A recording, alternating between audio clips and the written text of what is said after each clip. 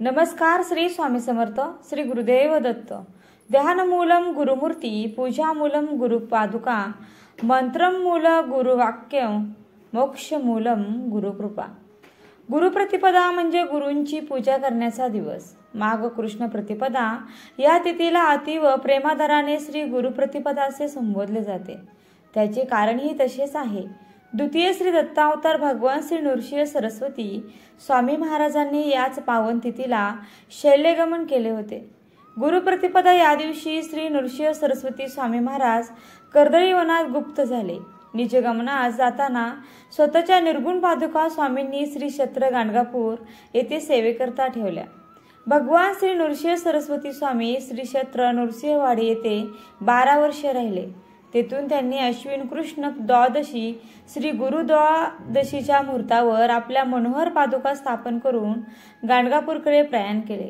गाणगापूर येथे 24 वर्षे वास्तव्य करून आजच्या पावन तिथीला आपल्या निर्गुण पादुका स्थापन करून ते लौकिक अर्थाने श्रीशैल्य मल्लिकार्जुन क्षेत्री जाऊन अदृश्य झाले. त्यांनी आपला ध्येय ठेवलेला नाही, फक्त अदृश्य झालेले आहेत. हा एक दुर्मिळ योगच म्हणावा लागेल. अत्यंत अद्भुत व विलक्षण निर्गुण पादुकांना विशिष्ट आकार नाही, म्हणून या पादुकांना निर्गुण पादुका म्हणत असावे. या पादुकांना पाण्याचा स्पर्श नसून केशर व अत्तराचे लेपन केले जाते. या पादुका कशापासून निर्मित आहेत याबद्दल काहीच माहिती नाही. यावर्षी गुरुप्रतिपदा ही उद्या गुरुवारी 13 फेब्रुवारी रोजी आहे. तर सर्व स्वामी भक्तांनी या दिवशी खूप सुंदर अशा सेवा करायच्या आहेत. गुरुप्रतिपदेला कोणत्या सेवा कराव्यात, तसेच गुरुचरित्रातील कोणते 2 अध्याय वाचायचे आहेत, कधी नैवेद्य दाखवायचा आहे, संपूर्ण माहिती आपण या व्हिडिओमध्ये पाहणार आहोत. 1. आपल्याला या दिवशी दत्त महाराजांची किंवा स्वामी समर्थांची मूर्ती असेल त्यांना पुरुष सूक्तांनी अभिषेक घालायचा आहे. त्याची षोडोपचारी पूजा करून त्यानंतर आपल्याला त्यांना धूप, दीप, फुले वगैरे अर्पण करायचे आहेत. या दिवशी दिवसभरात आपल्याला गुरुचरित्राचं 51 व 52 असे 2 अध्याय वाचायचे आहेत. हे अध्याय मोठ्याने वाचायचे आहेत, घाई न करता वाचावे. तसेच 4 वाजेपर्यंत हे वाचन पूर्ण करावे. दुपारी 12 ते 12:30च्या दरम्यान वाचन करू नये. मी या चॅनलवर तुम्हाला हे अध्याय देण्याचा प्रयत्न करणार आहे.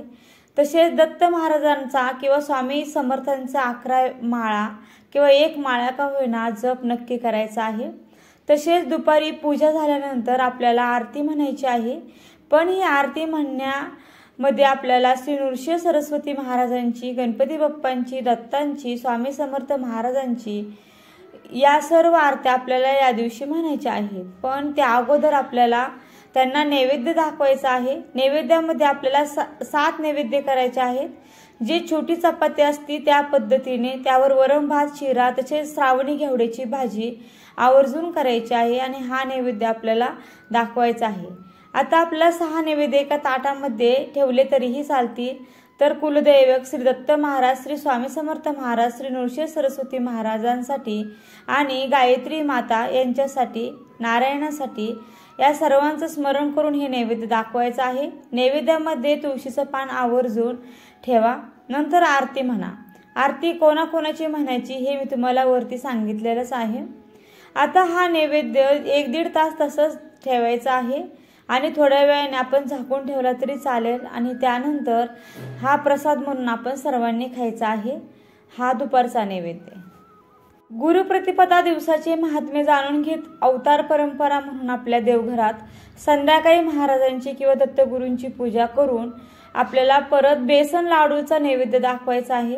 तो छोट्या बंद डब्यात अहोरात्र देवघरात ठेवावा. दुसऱ्या दिवशी प्रसाद म्हणून तो ग्रहण करावा असे सांगितले जाते. जर लाडू बनवायला तुम्हाला वेळ नसेल तर विकत आणले तरी चालेल, पण शक्यतो घरी स्वतःच्या हाताने बनवून दत्त महाराजांना प्रसाद द्या. व या दिवशी 51 आणि 52 हा घरातील कोणीही हे अध्याय वाचला, ऐकला तरी सुद्धा चालेल.